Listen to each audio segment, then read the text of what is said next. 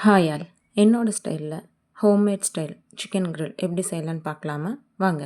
தேவையான அளவுக்கு chicken leg பீஸோடு வாங்கி நல்லா க்ளீன் பண்ணி இந்த மாதிரி கீறி வச்சுக்கோங்க. ஏன்னா நம்ம ரெடி பண்ணுற grill மசாலா வந்து சிக்கனில் நல்லா அப்சர்வ் ஆகணும். அப்போ தான் சிக்கன் நல்லா ஜூஸியாக இருக்கும் சாப்பிடும்போது. இப்போ அதுக்கான மசாலா ரெடி பண்ணிக்கலாங்க. தேவையான அளவுக்கு ஒரு பாத்திரத்தில் இஞ்சி பூண்டு பேஸ்ட், தேவையான அளவுக்கு தயிர் ஆட் பண்ணிக்கோங்க. இதுக்கு தேவையான மசாலா பொருள் என்னென்னு சொல்கிறேன்.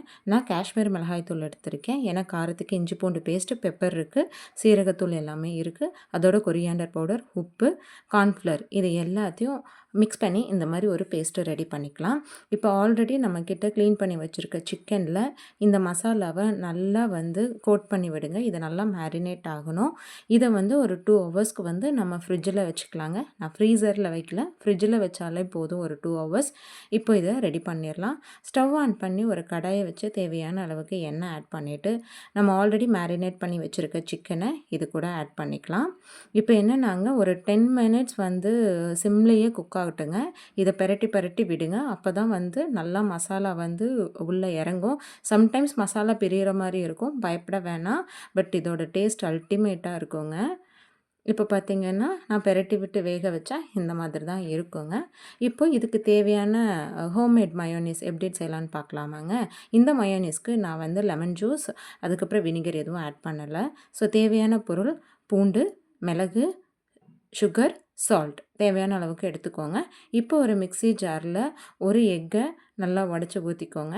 இப்போ ஆல்ரெடி நம்ம மயோனீஸ்க்கு தேவையான பொருளை அது கூட ஆட் பண்ணிக்கலாம். இது கூட தேவையான அளவுக்கு கோல்டு வினர் ஆயில் கொஞ்சமாக ஆட் பண்ணிக்கோங்க. ஏன்னா இது கோல்டு வினர் ஏன் யூஸ் பண்ணுறோம் அப்படின்னா ஸ்மெல்லு இருக்காது, அதுக்காக தான். இப்போ இதை ஒரு பிளெண்ட் பண்ணோம் அப்படின்னா இந்த மாதிரி வாட்டரி கன்சிஸ்டண்ட்டில் நம்மளுக்கு மயோனீஸ் கிடைக்கும். இது கூட மறுபடியும் கொஞ்சம் கோல்டு வினர் ஆட் பண்ணி திருப்பியும் நம்ம பிளெண்ட் பண்ணி எடுத்தோம் அப்படின்னா மயோனீஸோட டேஸ்ட் ரொம்ப நல்லாயிருக்குங்க. இந்த மாதிரி பிளெண்ட் பண்ணிக்கோங்க. இது ஹோம்மேட் மயோனீஸ். நான் ஒரு டைம் தான் சாப்பிட்றதுக்கு ரெடி பண்ணியிருக்கேன். ஸோ இதே மாதிரி நீங்கள் செஞ்சு பாருங்கள், அவ்வளோ நல்லாயிருக்கும். இப்போ பார்த்தீங்கன்னா சிக்கன் grill சூப்பராக ரெடி ஆகிடுச்சுங்க. கண்டிப்பாக உங்கள் வீட்டில் இதே மாதிரி செஞ்சு உங்கள் குழந்தைகளுக்கு கொடுத்து பாருங்கள்.